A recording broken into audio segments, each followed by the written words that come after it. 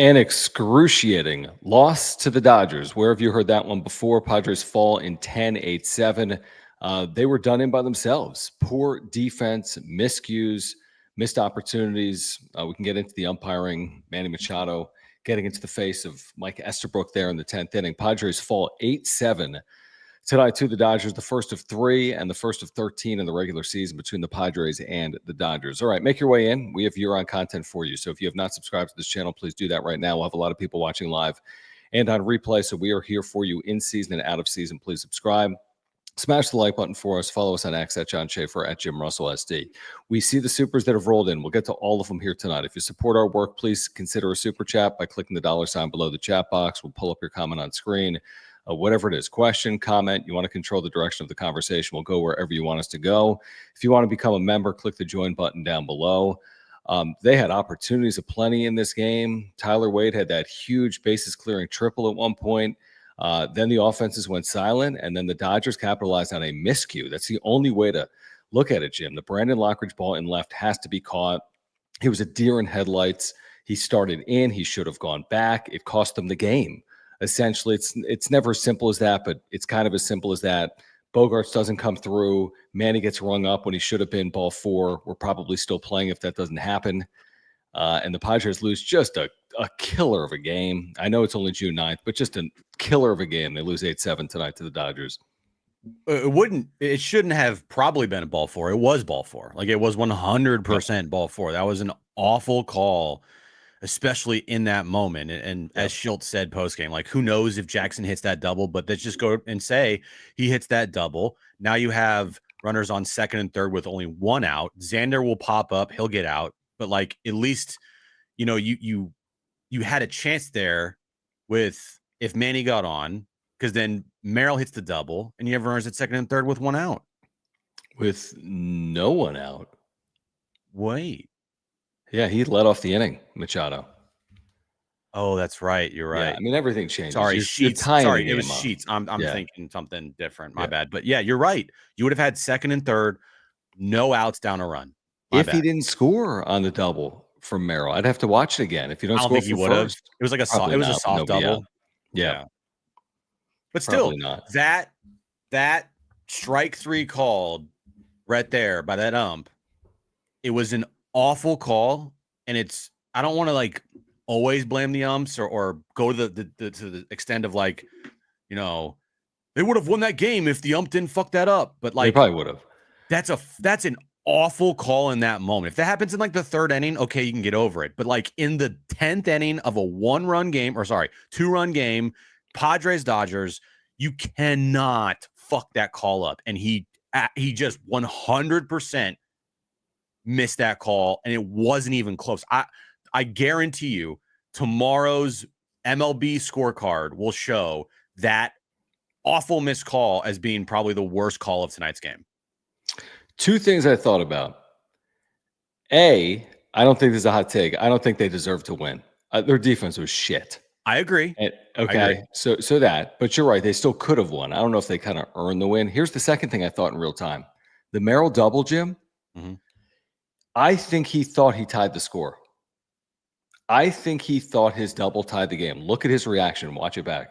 I don't think so. His reaction is so over the top. And I thought it in real time. I'm like, Tanner Scott's looking right at Jackson Merrill in this spot. Jackson Merrill is celebrating like they've tied the game or won the game. Why would you be celebrating down a run with 1 out, bro, in the 10th inning like that?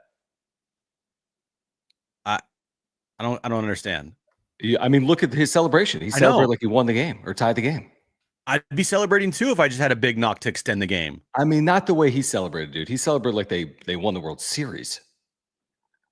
It was again, over the top celebration. Okay, but that's not really my takeaway here. I don't. No, it's not my takeaway either. I'm just telling you that if I watch this in real time, I'm like, he thought he tied the score, or that reaction is over the top, and it's going to come back to bite them. It's just what I thought in real time. Okay, well, Gavin Sheets and Xander Bogaerts need to come through. Yeah, no, absolutely. More so Xander, because Xander's getting paid $25 million a year. But 100%. I mean, it's the same thing every single game. I mean, of course they need to come through. I'm just telling you that's what I thought in real time. I thought he had tied the score. It was just an okay, awkward. I mean, maybe that's how I Merrill celebrates. It just to me seemed like an awkward celebration trailing by a run with one out. And then, like, you hadn't, yeah, you like tied the game. Like, what's the big celebration all about? I didn't I didn't think that at all. But okay. Okay. All good. Some of the super chats. Because again, my takeaway tonight is that defensively, you can't do that against the Dodgers. You just cannot play that type of defense against the Dodgers and expect to win with their offense. And then the bullpen. You're asking the bullpen to do a lot. Pavetta is not working deep into games. He threw a ton of pitches. It could have been worse. He got out of some spots that he probably shouldn't have been in because of his defense. But to Andrew's point, thank you, man, for the super. He says we gave them 6 extra outs tonight. I don't know about that, but it was a lot. And he said umps sucked too. That's my takeaway, the defense. I just thought the defense was piss poor. I think their defense in general has been mid at best, probably below average. Manny Machado, another error. Like that to me is a big story. Their defense, they're playing guys out of position. Left field is a huge issue defensively. That was the play of the game. The Brandon Lockridge play was the play of the game. And honestly, as much as the Machado thing hurt, it was Lockridge who hurt in the top of the inning. Yeah, he 100% misplayed that ball. The pop up by Freddie Freeman earlier in the game. Nothing you can do. Nothing. Everybody didn't see that, and that ball. Yep. I think when it landed, it was like shallow left, like basically like shortstop, where the shortstop plays almost. Like if he's playing, deep in the infield. But the ball that he misplayed in extras, that was awful. But it all starts with me tonight with if you're going to be missing guys in your rotation like Darvish and King, you need the other guys to step up. And I understand this lineup, the Dodgers lineup is probably the best in baseball, but you need to give, especially with where the Padres are at, with how many games they're playing in a row without many off days. They have an off day on Thursday, which is nice. But after that, they play, I don't know how many games in a row before another off day. I think it's like another week and a half. You need your starter to give you length, and you can't do that if you can't expect to win games if you don't do that. And over the weekend, you got that from guys like Ryan Berger and Stephen Kolek and Randy Vasquez. And then tonight, to see Nick Pivetta go out there, it's like, if you're not going to get length, you're asking for trouble. And I think the Padres bullpen did a fantastic job tonight. They did fantastic. I'm not really expecting much from Wandy Peralta in a tie game situation against the Dodgers in extra innings. Like, he's going to fuck it up, like, but more often than not. I know he didn't. I know, but like expecting Wandy Peralta, and I get it. Lockridge misplayed that ball. Ball goes off second base. Like, what the hell? But still, you're asking for trouble if your starter only gives you what Nick Pivetta gave you tonight. Yeah. And not just that, they're asking for trouble with the way they're using their bullpen in general. I'm telling you, you cannot use your bullpen like this. I know. And they're not the only team doing this. I know the Dodgers have taxed their bullpen a ton this year. Again, we always talk about the sustainability. It just doesn't seem sustainable the way they've used their bullpen here. Rocket, appreciate you, man. He said, Brandon Lockridge, it's time to learn El Paso, buddy. I mean, it was interesting because Tyler Wade had the big hit, and then Tyler Wade's later replaced by Brandon Lockridge. I know Wade didn't see the ball in left, and I know Lockridge didn't read the ball well in left, but they just have a left field issue. It's not even an issue. It's beyond an issue now, John. It is an abject failure out there in left field. It is the blackest of black holes that you could possibly get in the big leagues right now. But Wade and Lockridge at least should be able to field their position.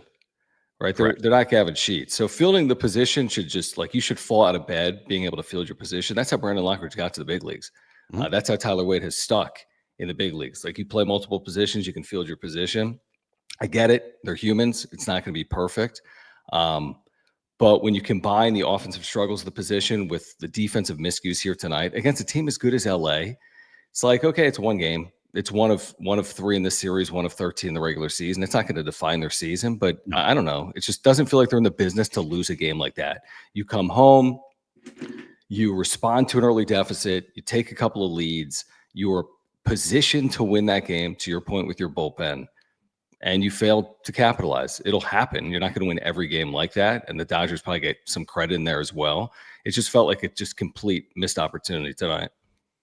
Now, it's funny because we talked about this on John and Jim today. Like, what would you rather have? Would you rather have a 1-0 Padres win tonight, or like, the offense finally gets going, lose a battle, win a war, get this offense going finally, because it's been just a very tough watch the last couple of weeks. And tonight we got an outing that's recently been uncharacteristic of the Padres.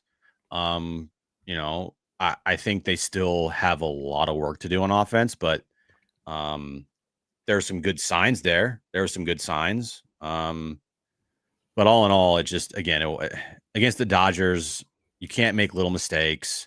You can't, play poor defense. You can't have your starter go as short as Pivetta went tonight and expect your bullpen to, hold down the Dodgers offense. It's going to come back to bite you. And once again, another 1-run close game played by this Padres team where it's just, like torture every night, every single night. It's just like back and forth, or it's, as close as you could get. And they have to end up trying to be perfect to win the game. Yeah, they win a lot of those games. I mean, they're winning 67% of the time in 1-run games. I mean, they were terrible with men in scoring position again. 3 for 14, not good enough. They only had 7 hits. I mean, they had nothing after the first couple of innings. They did nothing in this game after the first couple of innings.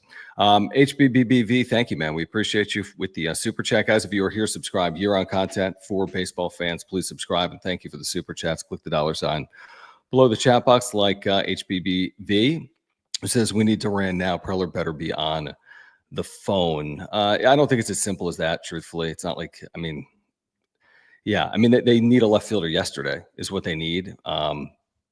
But I don't think it's as simple as that because they lost a game in these circumstances, they're going to have a new left fielder tomorrow. In fact, I know they won't. No, but they need to address it. And I think the longer you wait, it's just, this problem's not going away. It's not going away. Why not address it now? Why not say, screw this, I'm not going to wait this thing out. I'm going to address it now, because I don't want to take any chances here with this team and be like, you know what, we're actually playing pretty well with this giant black hole in left field. Like, okay, great. But it's a problem. It's an issue. You've known it's an issue all year long. You decided, I'm not going to say they decided, but they just didn't have the resources to address it. And they chose to, of the 3 areas of need with this team, starting pitching, left field, and catcher, they chose starting pitching, and that was Nick Pivetta.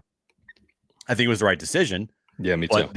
But then now, like, they need to address left field, like, in the worst way. Yeah, I agree completely. Yeah, they do. They need to address left field. There's no doubt about it. I mean, it's past time. I don't know how easy it's going to be to do in June. They'll definitely do it in July. But yeah, it's past time. I agree with that. Padre Phil, thank you, man, for the super chat. He says X is giving nada in the 5-hole. Put him in the 9th spot, bench or release, but please do something. He won't be benched. He won't be released. And he's not going to hit his way out of it either, presumably. I mean, he has just continued to just struggle day in and day out in a Padres uniform for the better part of the last 3 seasons. Who thought he was coming through with 2 outs in the 9th inning off Tanner Scott? Like, come on. That'd be nobody. Yeah, no one, including Xander Bogaerts. If you were watching that at bat, the way he fell behind, he looked like a deer in headlights. There was no chance he was coming through in that spot, and they have no other options. He will play every single day, to their detriment or not. He will play every single day. I saw a tweet from Darnay, and he makes a really good point. He said, where is it right here? He said, does Xander Bogaerts' OPS reach 700 again this season? Because right now it's at 637. No, and he's of course not. And Darnay said he didn't have an OPS over 700 last season after March 31st. I mean, there's no way. You'd have to have an OPS of like 800 to hit 700, basically. It's the biggest failure of a signing in Padres history. I mean, obviously, if you're Xander Bogaerts and someone offers you $280 million, you sign on the dotted line in a millisecond. So I'm not blaming him for that. This is more on the thought process of signing Xander Bogaerts and kind of like, in real time being like, wait, huh? Like, oh, awesome, cool. They signed Xander. But at the same time, you're like, wait, well, they didn't need Xander, But so that's on AJ. And unfortunately, that's on Peter, okay, for that signing. But then once the player signs, it's up to the player to perform. And the player has been, failure is an understatement. He has been just downright awful. Awful.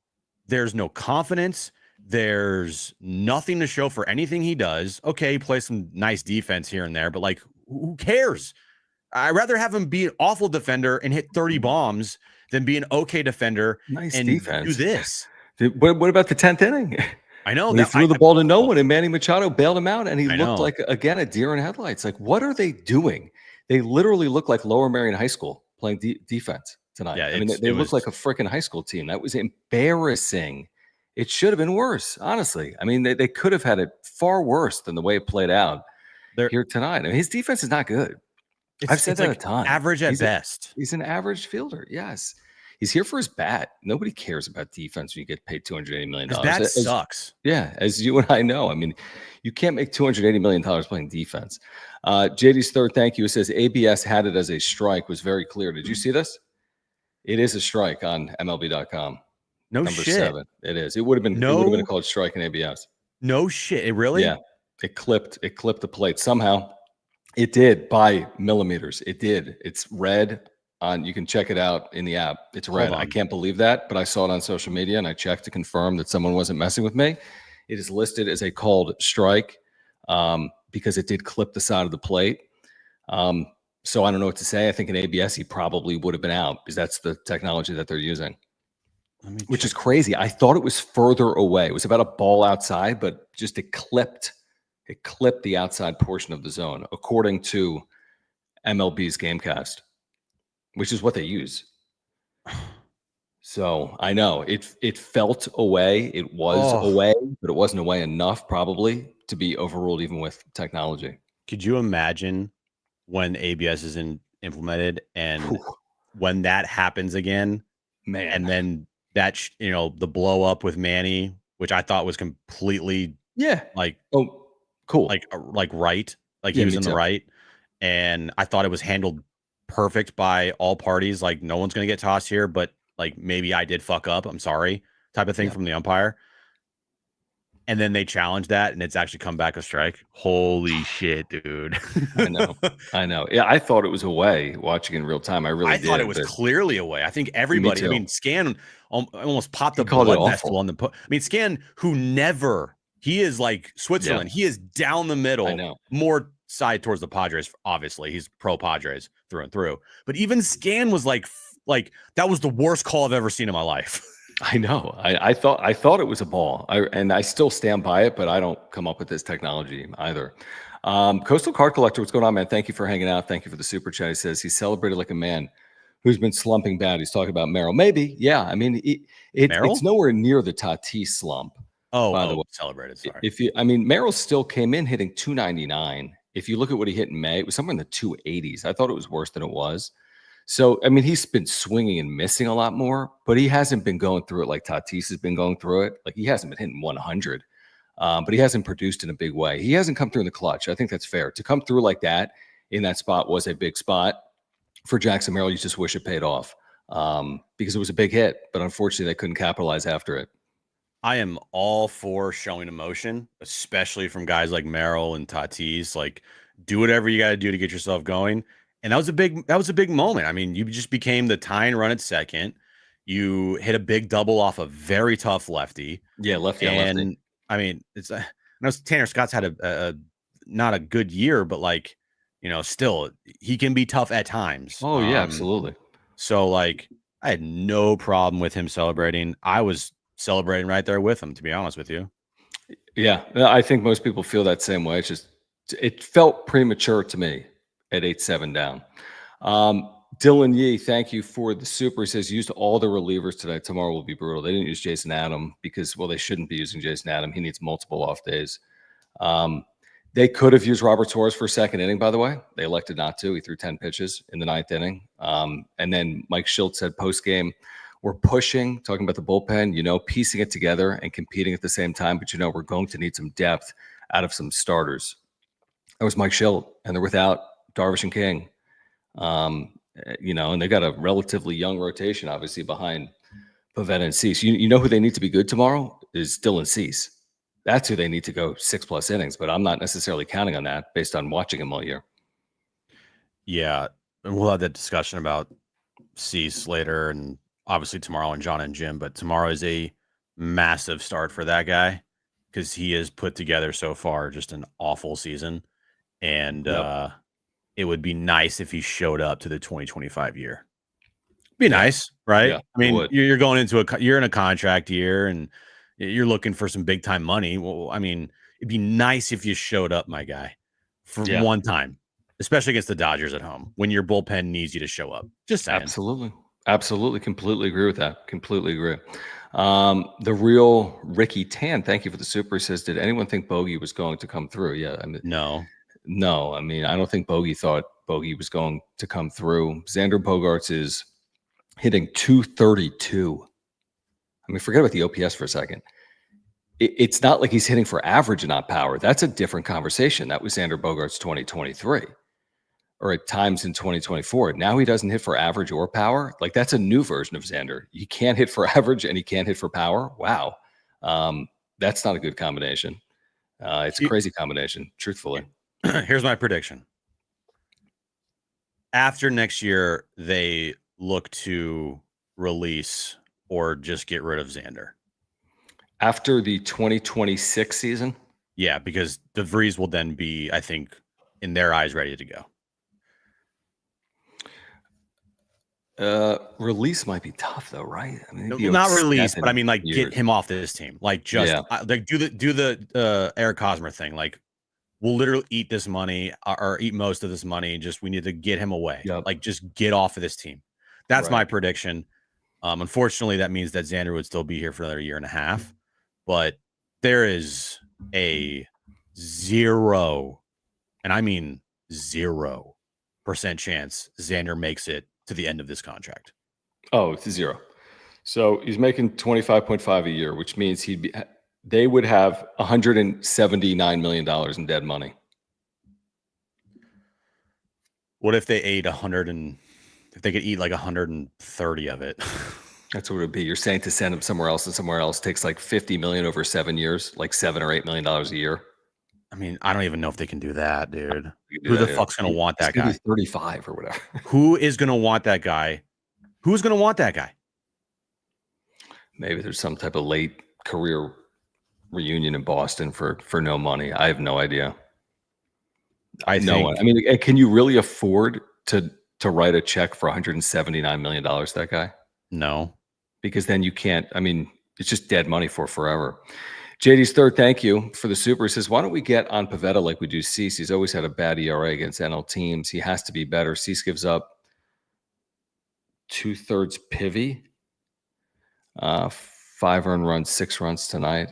Well, Pavetta's been way better than Cease. Now, he has had some poor outings. He didn't hold the 5-0 lead against the Giants. That's on him. And he didn't pitch overly well. I mean, he pitched poorly, you could say, today, although it could have been worse if you watched this game. So, I mean, I don't think it's necessarily deserved. I think Pivetta, by and large, has given the Padres good quality this year.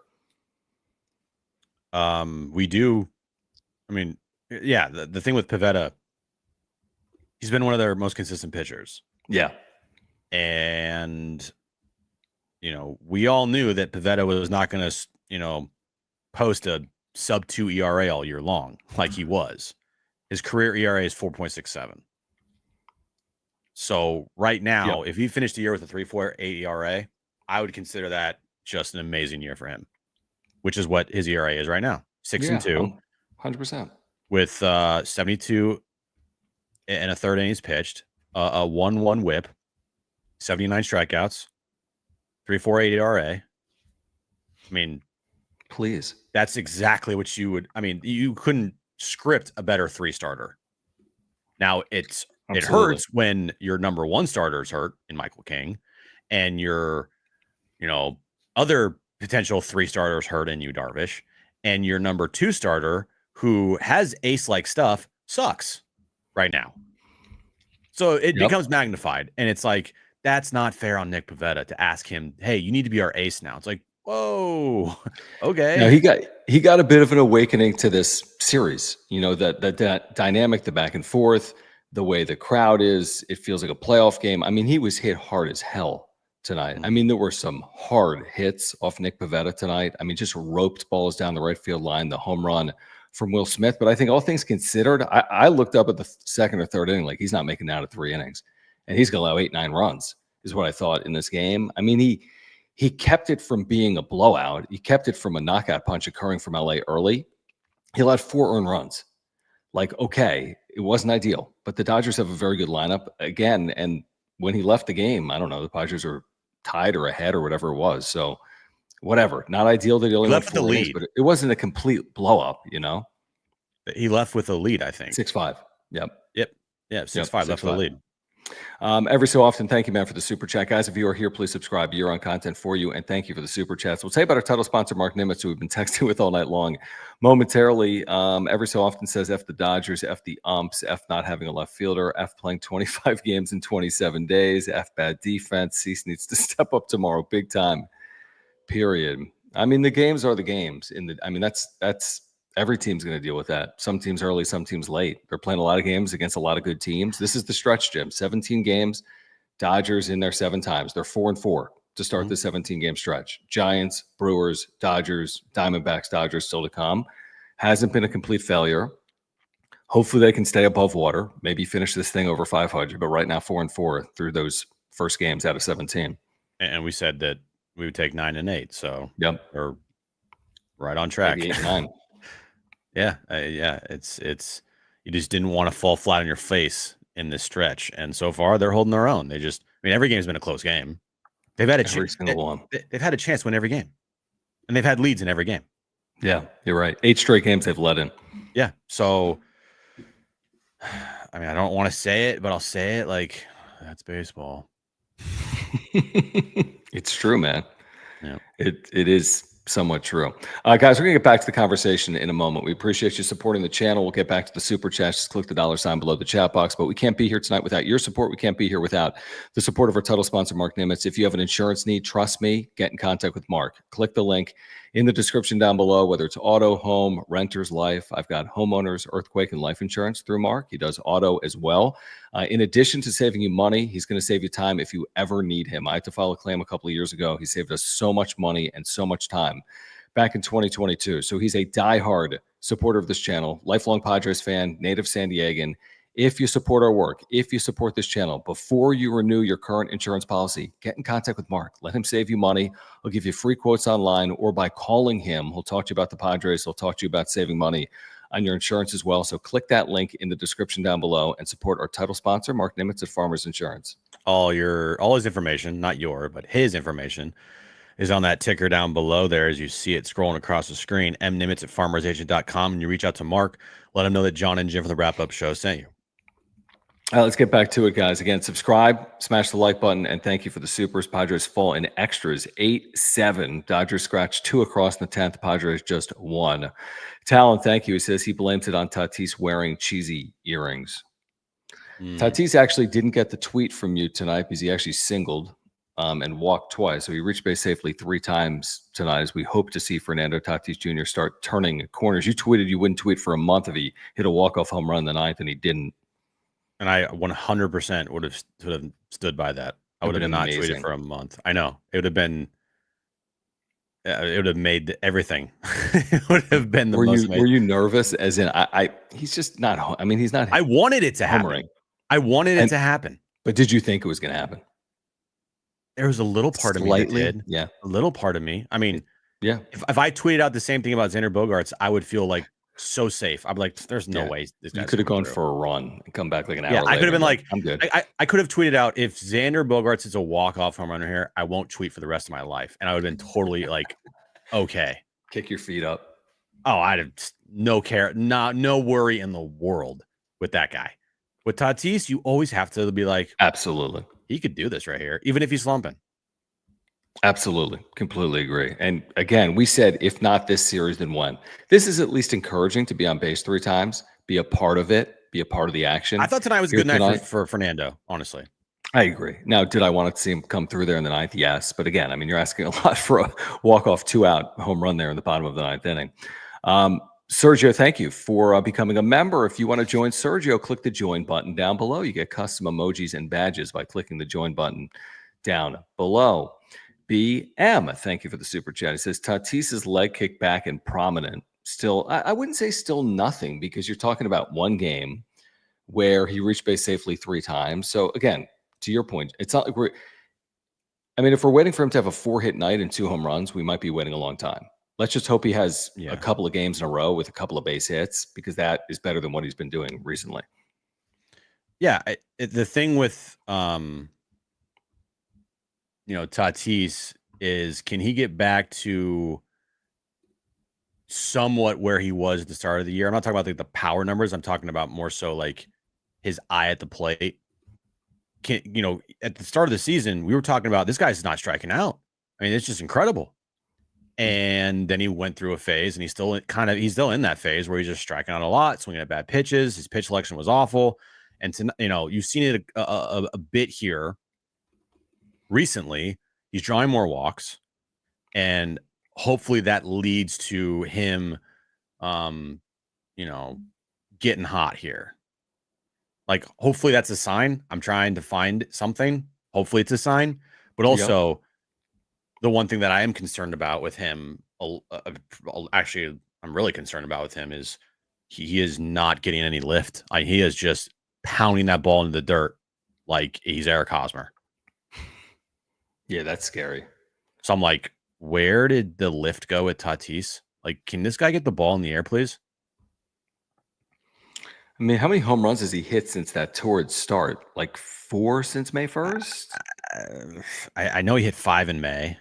Okay, then 5. So 5 since May 1st, but it's June 9th to March, June 10th. So just 5 over the last 5+ weeks for a guy that we thought would hit 40. And now I'm like, can you hit 30 this year, Fernando? Is that something you can do for us, please? But I don't know if he's going to hit 30 home runs this year. I really don't. I hope he does. I hope he hits 40, but I don't know how realistic that is. Padre Phil, appreciate the generous super chat. He says, John, why can't X be benched? Money, contract, can't decide who plays. I'll take the shortstop in San Antonio over him. I mean, you're kind of preaching to the choir, but that's not how the sport works. I mean, when you pay someone $280 million over 11 years, it's like come hell or high water, they're going to play. It's just how it works. I mean, if this was Tyler Wade, he wouldn't be playing every day if he was performing like this. But it's not Tyler Wade, it's Xander Bogaerts. So, I mean, how can you bench Xander Bogaerts, Jim? I'll just ask that question. I mean, he can get a day and he can be moved down in the lineup, but I don't think it exists a world where he's quote unquote benched. There's no world in which he's benched and he's turned into a platoon. Not when you're getting paid that much money. Just no way. There's no way. And I do think, he has the respect of a lot of his teammates. Absolutely. And he has the respect from the organization, being a 2-time World Series champion, all-star with Boston. I mean, he's literally beloved in that town. It's like they were devastated when he left. And if he left here, San Diego, people would literally throw like a parade. A fiesta. Yeah, or whatever. I mean, it'd be the one of the greatest days like in recent memory in franchise history if Xander Bogaerts was not on his team anymore. And if he's getting paid $10 million a year, you bench him. He's getting paid 25, you can't bench him, unfortunately. Yeah, I just every time you hear Mike Schilt, he's praising Xander Bogaerts in one way or another. Oh, he's base running. He stole a base. He did. He stole a base. That's just Schulty, though. He's not going to criticize anybody, especially Xander. Yeah, true. Although he kind of called out his starting pitchers tonight, saying we need more length. Bits of Brandon, right. Thank you. He says, what do you think an appropriate contract would have looked like for Bogey given his performance? I mean, remember, Boston, I don't think even offered him $150 million. No. It's like nobody offered. The Padres were bidding against themselves with Xander. Yeah, exactly. I mean, basically, the Red Sox offered him 50% on the dollar.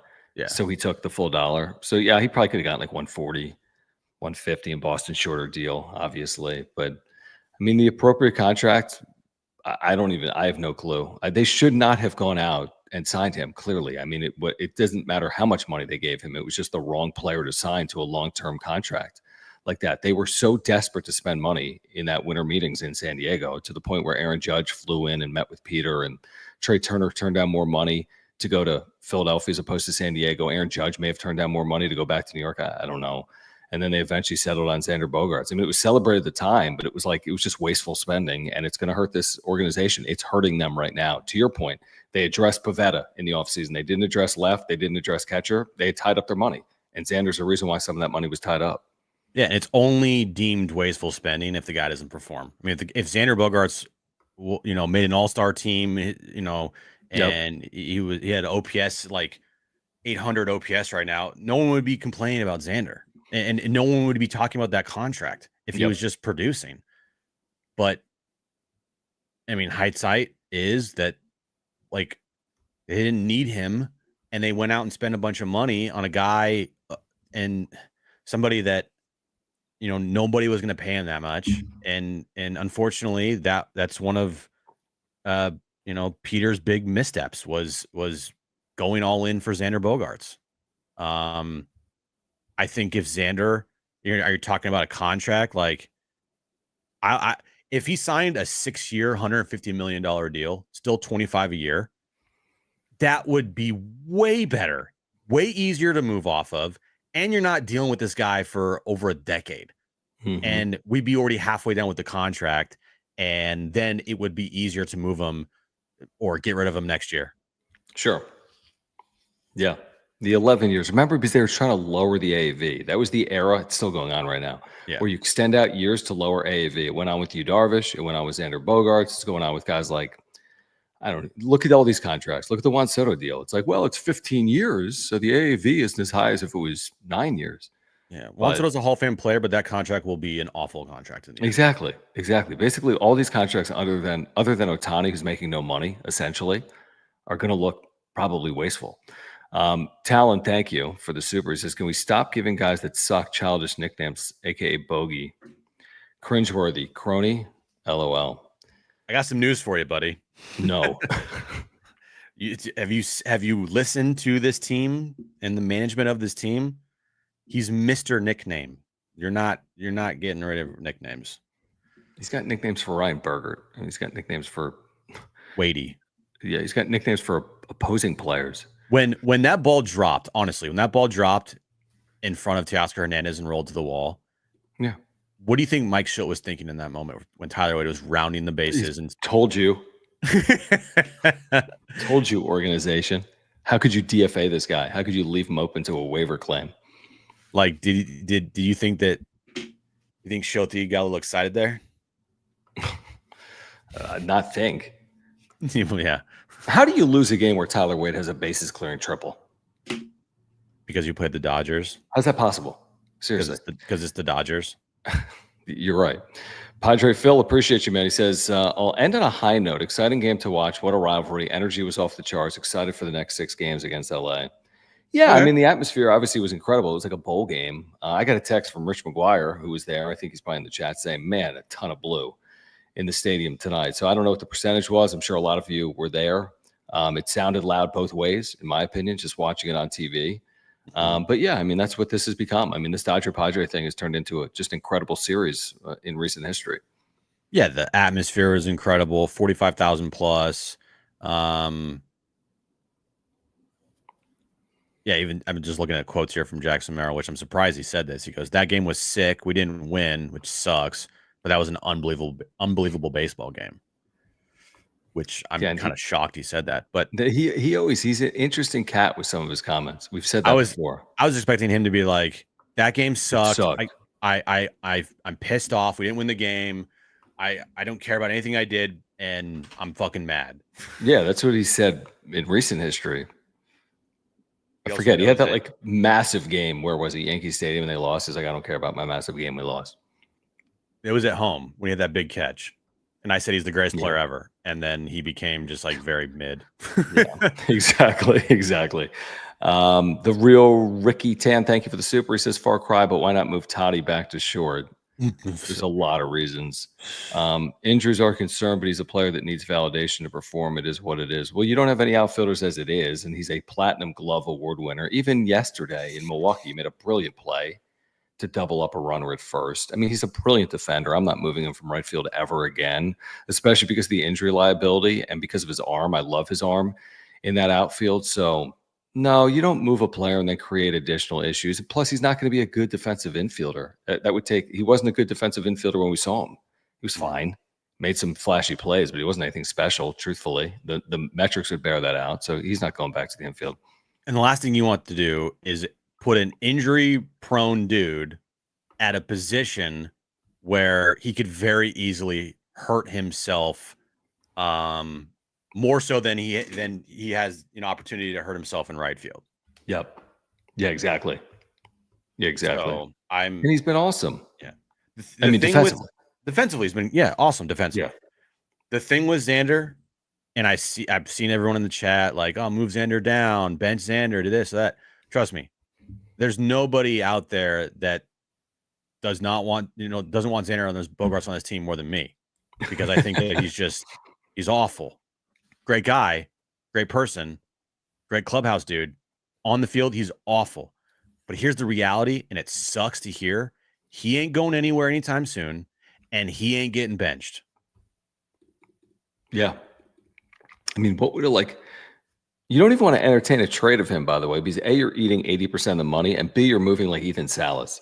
Because what team is taking on Leo Xander Bogaerts? Yeah, it's just not happening. Without taking on like serious young prospect capital. And no team is taking him because of that contract. Zay Gooby, thank you for the super chat. He says, have we talked about how bad the Peralta move was? Why couldn't Suarez go 2 innings, especially when he only threw 10 pitches in the top of the 9th inning? It's a long year. You got to be careful with your closer. He's your golden goose. You know, he's been damn good in save situations. I think he leads baseball in saves. I mean, it's a risky proposition to go, an up down, so to speak, like you, Darvish, for an up down for Suarez in the middle of the season when he's been this effective, knowing what he's going to mean to your team. I think an inning's probably appropriate in that spot. What do you think? It's June 9th. It's not October 9th. Right. October 9th, you better get back out there. Right. And the thing is, they're in the middle of a 17 games in 18-day stretch or whatever it is. Yep. And as you heard Schilt say, and I 100% agree with him, like they need more length out of their starting pitchers because their bullpen right now is wearing very thin. And guys are pitching on, back-to-back days a lot. So they are going to make sure that they can not wear these guys out. And I know we threw only 10 pitches, but I agree with him. I'm not going 2 innings there. I get it from a fan's perspective. It's like win the game at all costs, but it's also June 9th and they play tomorrow night as well.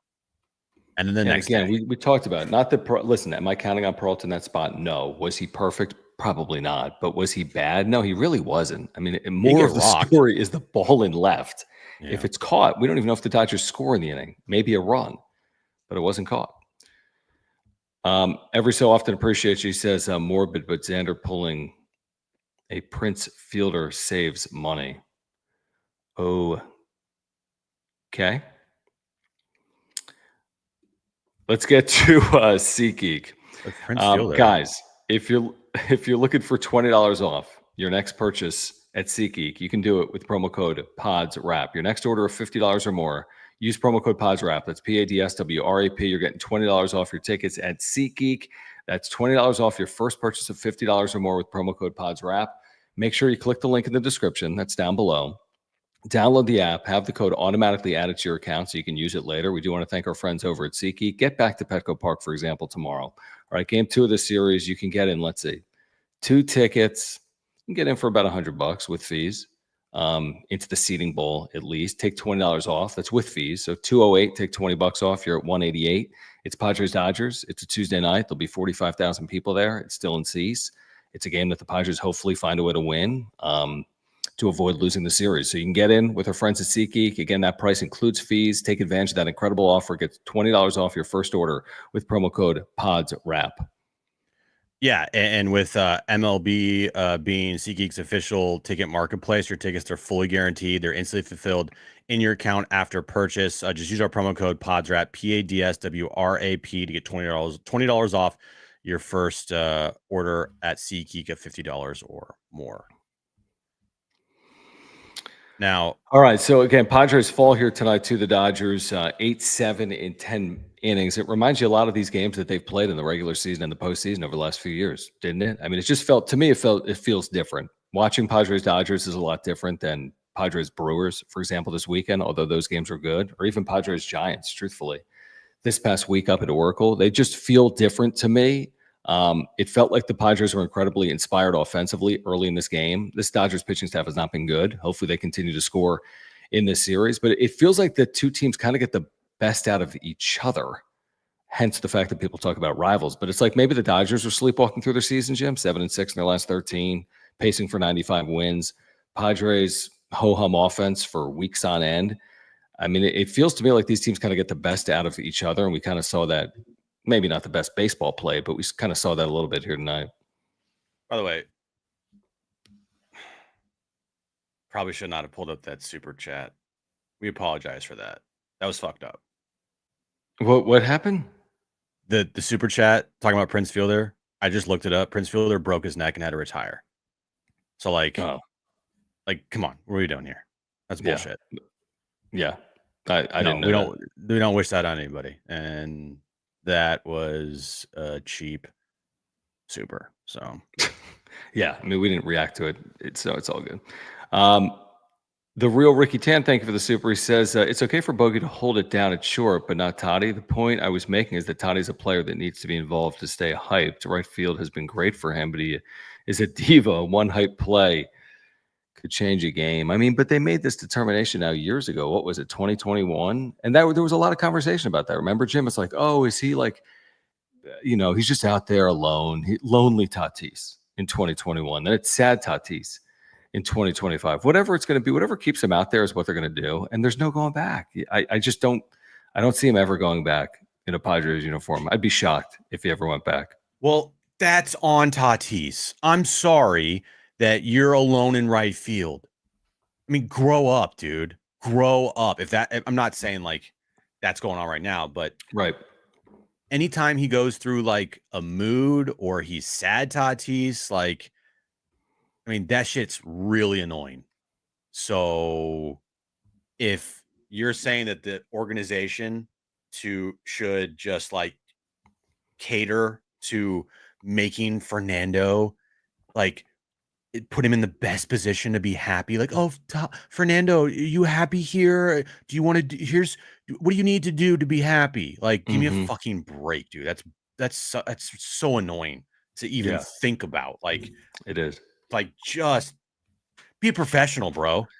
But is he a type of guy? Don't we kind of feel like he's all in his feels a lot? Like the emotional Tatis has been a storyline that has absolutely played out. I'm with you. I mean, that can't be part of the story. You just got to produce. It's just, I don't know. You're just paid to produce. Can't worry about anything else other than playing. To me, he doesn't, he's not a player to me that moves on quickly with anything on the field. That it feels like his offers, they linger with him. Yep. And he can't just move on. If he's having a bad night, it's a bad night. He can't just be like, oh man, I missed that pitch. All right, lock back in for my next at bat. It's like, oh, I'm slumping. Oh, I haven't hit a home run in forever. Oh, right. This and that. Like, that's, I think, one of the biggest issues with Tatis. And it's so easy to see because he just wears his emotions on his sleeve. 100%. By the way, I agree with this point from Alex. I don't think it was this to the same degree because Aaron Judge just literally dropped the ball in his mitt. But that Padres defense is not who they were a year ago, and it's who they've been a little bit here in 2025. again, like when I think about, and it's only June 9th, when I think about teams that are capable of winning the World Series, I think about teams that are sound defensively. You don't have to be perfect. And I think about teams that have much more starting pitching than both the Padres and the Dodgers have right now. I think the Dodgers overcome it with their lineup. The Padres are not overcoming anything with their lineup by and large. So they need to get healthier with the starting pitching. And defensively, man, like clean it up. Their defense has been very average. And I think that's probably too complimentary of their defense. And you're asking for trouble against good teams. They ran into it here tonight. So I tend to agree with that. Yeah. I mean, Manny makes another error tonight. How about the Morejon play? Morejon makes just a brain fart there. What the hell was that?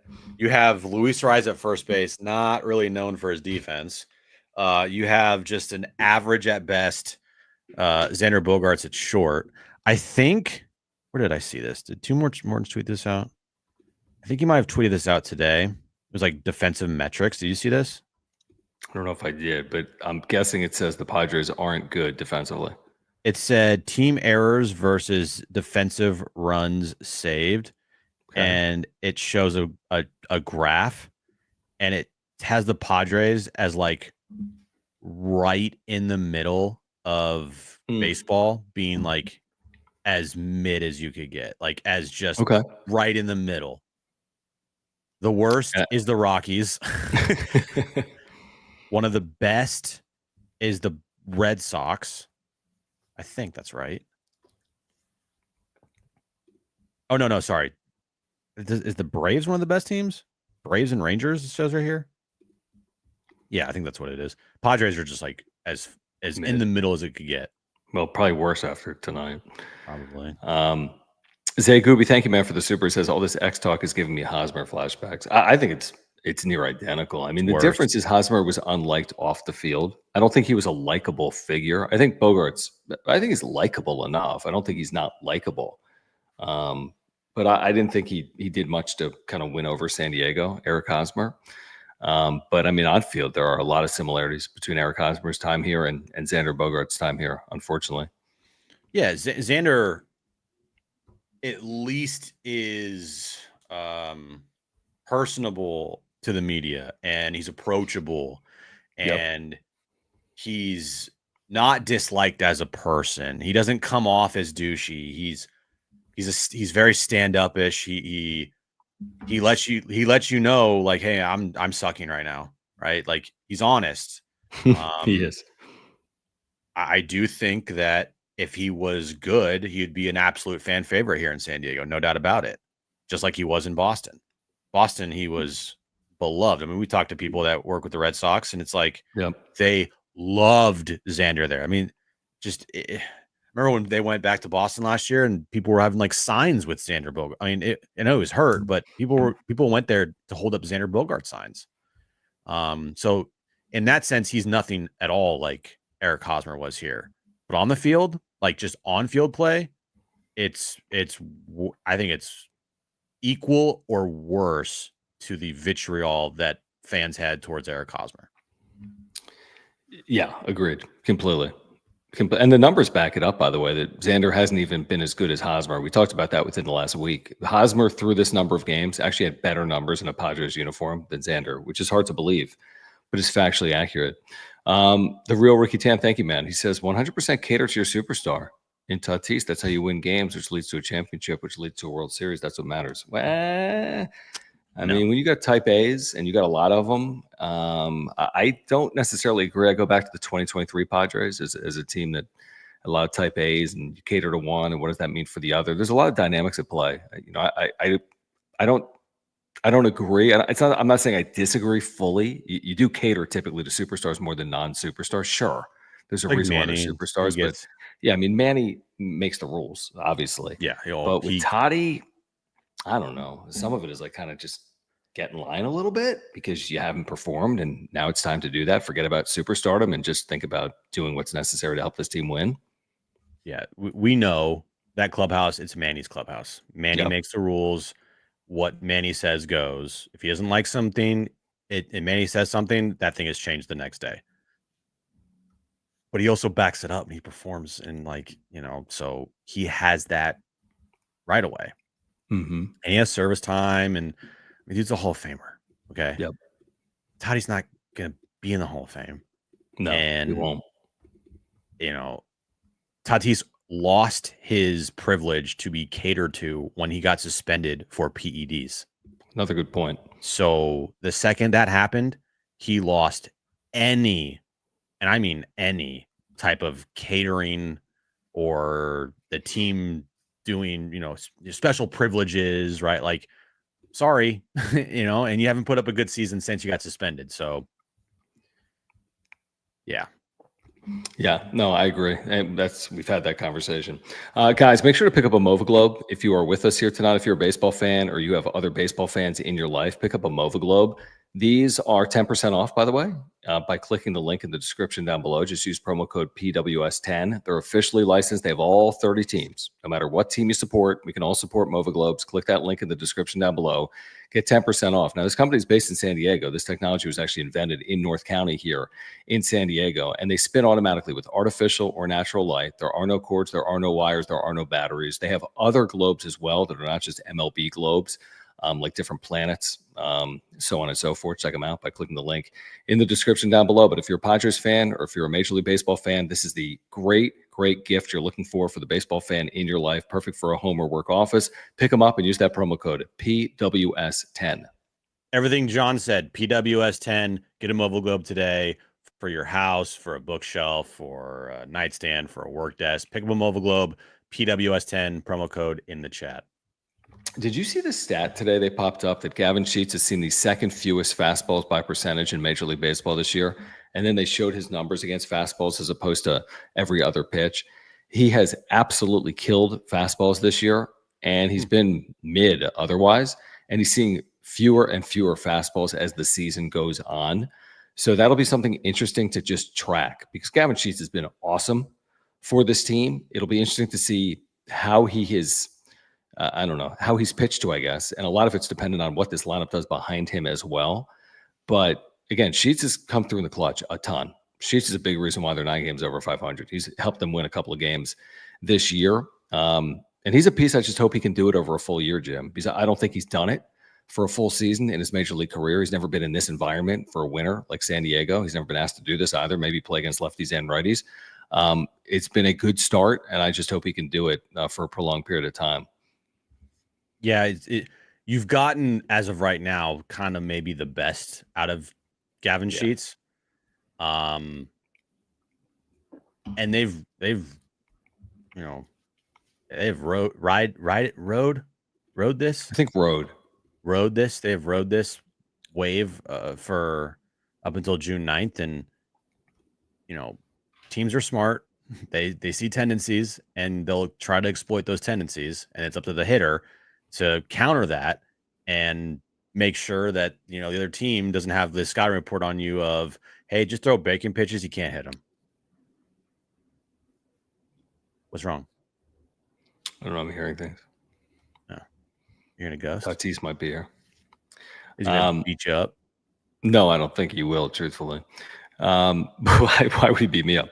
The real Ricky Tan, thank you. He's following up on this. All right, you're all in on this. So don't cater to Toddy and just watch him continue to suck because of principle. But is catering what he's asking for? Is catering what's separating him from being bad to good or good to great? In what manner would you like them to cater to him? What does he need that isn't being provided, I guess? But is what's catering him? Are you saying by moving him to short? Is he asking publicly or privately 4 years after the move of moving now back to the infield in the middle of a year? That'd be very odd if a player was asking that. So I don't think they really need to cater to him because I don't think he's asking to play shortstop tomorrow. In fact, I think it'd be a huge liability. A, they'd never do it. B, he would never ask it in a season with Xander. And C, I think he'd be awful. If they just moved him in the middle of the year, I think it would be a complete failure. Like, do you mean if Toddy wants steak instead of chicken on the spread, like give him steak? Yeah. Or does it mean move him to the infield because that's what he prefers and that's why he hasn't been the same player since 2021? Is that the correlation? That the move has hurt him in all facets? That's the correlation. That's the dumbest correlation ever. Yeah, I think it's too far. There's no again, everything I said, he lost the privilege to be quote unquote catered to when he got suspended for PEDs. And end of discussion. Yeah, and he's getting 340. So you got to do what's being asked of he's you. getting paid handsomely. Okay, it's not like they're saying, "Hey, we're going to take the money back." They can't. No, he's getting paid to produce, and unfortunately, he hasn't really produced to a full Big extent. leagues, guys. He Come has, on. he has here and there.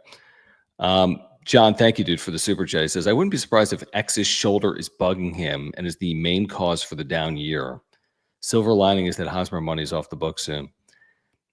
I mean, it's possible, John. I don't think he's 100% healthy since he's been here, from wrist to shoulder or whatever else. But I don't know if it's a legitimate excuse. Like, I don't think anyone cares, I guess, even if that is the case. Even if, like, Tatis is struggling right now because he got hit by that pitch in Pittsburgh back in early May, I don't think anyone cares. You know, I mean, you're on the field every day. You're being asked to produce, and you're not coming through. So that's on the player. That's on the organization.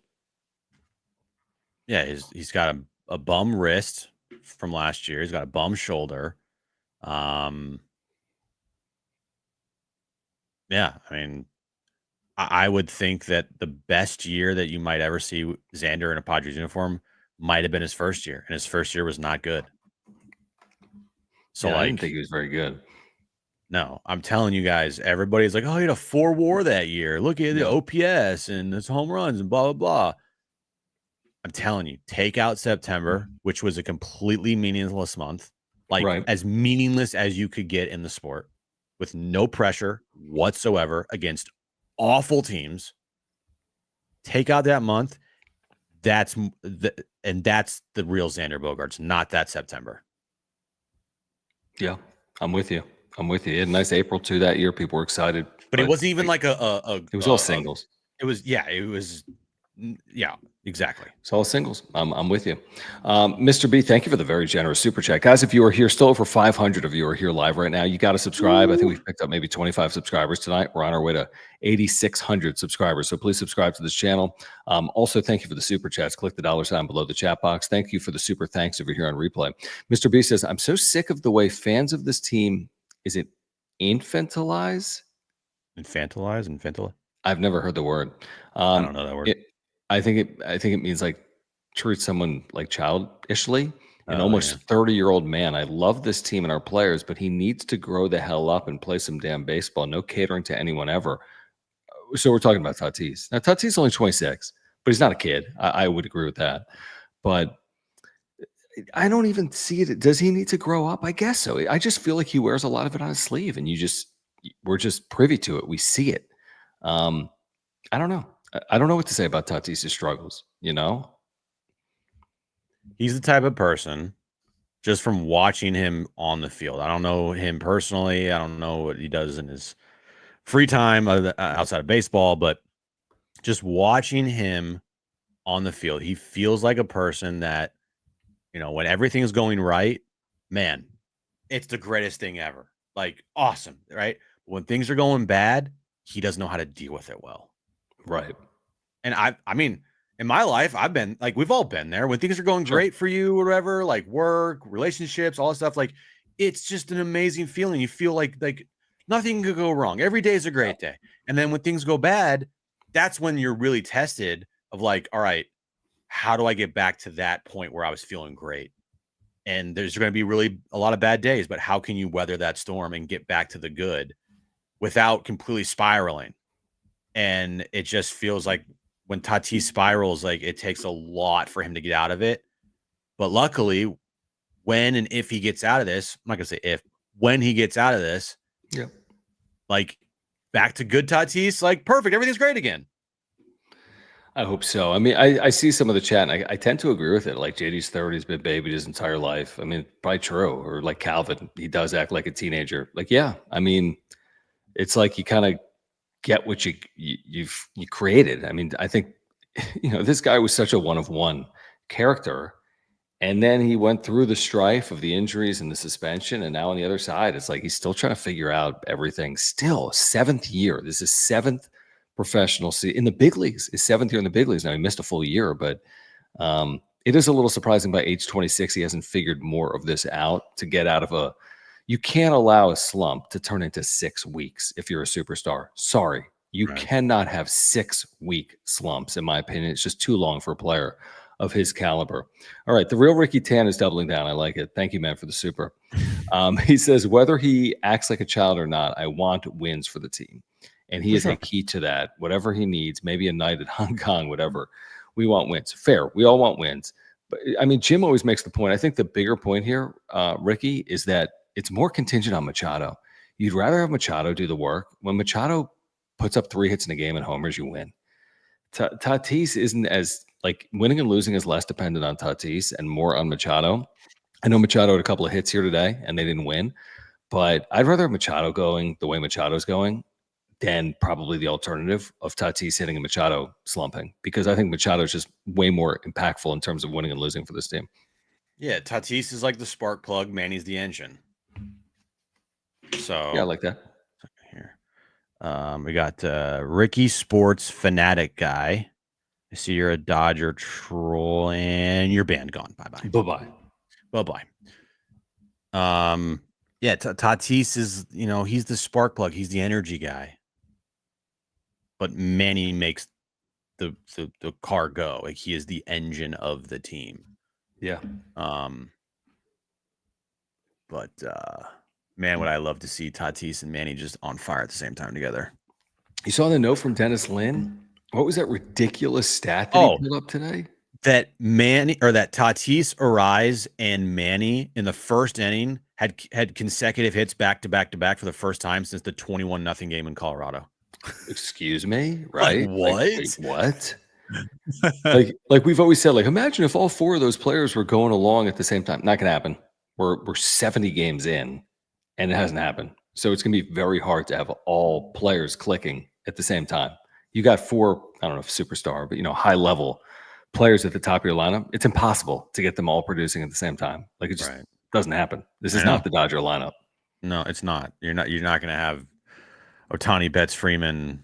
It's just not. I mean, they have definitely the pieces. They're top 4 in the lineup. I would take that every day of the week.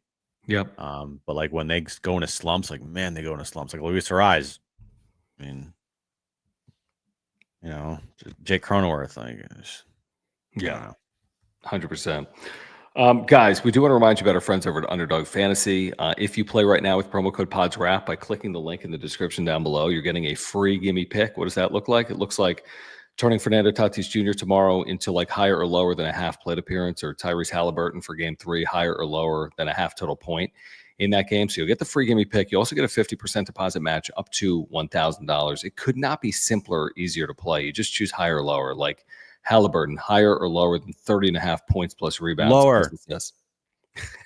Don't say that, man.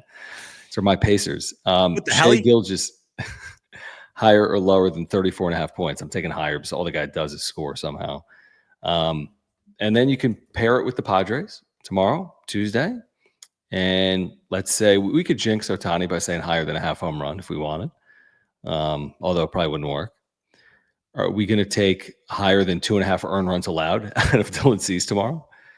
Yes, higher. I'm taking higher than a half home run for Tatis, even though I've done it like 9 times. It's never worked. And I'll take higher than a half home run for Machado. If that happens, you can win. Okay? Simple as that. Now, how much can you win? I'm going to tell you right now. $10. A $10 wager pays $4.28. And if you flex it, that means you don't even have to get them all right. You can still win $256. All you got to do is go 4 for 4. You go 3 for 4, you can still win. So couldn't be simpler, couldn't be easier. Play along right now with Underdog. Click that link in the description down below. Use promo code PODSWRAP, PADSWRAP. Take advantage of the deposit match plus the free gimme pick. And make sure to scan that QR code above my head to download the Underdog Fantasy app now and using our promo code PODSWRAP when you sign up. If Sheets also homers, all we need is a Sheets, Machado, and Tatis homer in the same game, and $10 pays $12.50. Oops, easy. No, $2,500 actually. If you don't flex it, simple, easy. It's almost a guarantee. I feel like. JD Gacho, thank you, man, for the super. He chimes in with the Tommy Edman with the game-winning RBI. He's a solid pro. Went to high school here. Yep, La Jolla Country Day. His first college offer was from Tony Gwynn at San Diego State. He represents San Diego well. Unfortunately, maybe too well here tonight with the game-winning hit. But yes, out of San Diego. How many times have you heard that Tommy Edman went to La Jolla Country Day? 75 times just in tonight's game. How many times have you heard Jeremiah Estrada struck out 13 consecutive batters? 433 times, and that was just during the 7th inning stretch. How many times? I was surprised they pulled up Vesia Cronenworth in 2022, to be honest with you. I'm like, they broke out all the bells and whistles tonight. The ump cam, they broke back the Vesia Cronenworth from 2022. Love the ump cam. Love the ump cam. Love Manny Machado and the ump cam. My favorite thing of the night. You know, are you surprised he didn't get tossed? Like, I thought he was going to go freaking ballistic. Just by the way that the ump was reacting and like on first glance to Manny Machado getting in his face. No, I think just like I think that the ump made that call and immediately thought to himself, "Oops, shit, that was close. That might have been bad. That might have been a bad call," and then just said, "You know what? Just I'll wear it. You know, like just give it to me." Which is kind of good on him, truthfully. Yeah, and that's what it sounds like from post game from Mike Schilt, that he just like he's good. He made a bad call. Yeah, Schilt wasn't ripping the umpire. No, and you know if Schilt, when Schilt goes in, you're like, okay, the umpire sucks, and we know. I mean, but again, that was a shitty call. It was a horrible call. Should never have been called there, even though I guess ABS it was a strike. Says it was a strike, which is ridiculous. But. Right. All right, guys, we'll talk more about it tomorrow at 2 p.m. on John and Jim. If you have not found us on the radio, we are there weekdays, San Diego Sports 760, also on the iHeart Radio app, also on YouTube. Search for John and Jim 760. We'll catch up with you there tomorrow, 4 hours, getting you ready for game 2 of this series, where we'll see if Dylan Cease can turn his season around against the Dodgers at Petco Park on a Tuesday night. So join us tomorrow, too, and then join us tomorrow night on the wrap-up show, because we'll have you covered wall-to-wall immediately following game 2 right here on the wrap-up show. So subscribe and smash the like button and follow us and support our partners. Mark Nimitz at Farmers Insurance, our title sponsor. Hamul Casino, our friends over there. Mova Globes, SeatGeek, and also Underdog Fantasy. We'll catch up tomorrow at 2, and then tomorrow night right here on the wrap-up shows. The Dodgers take game 1 of 2025. They win in 10-8-7. Game 2, Tuesday night at 6:40. Until tomorrow, for Jim, I'm John. This has been the wrap-up show. Thanks, guys. Bye-bye.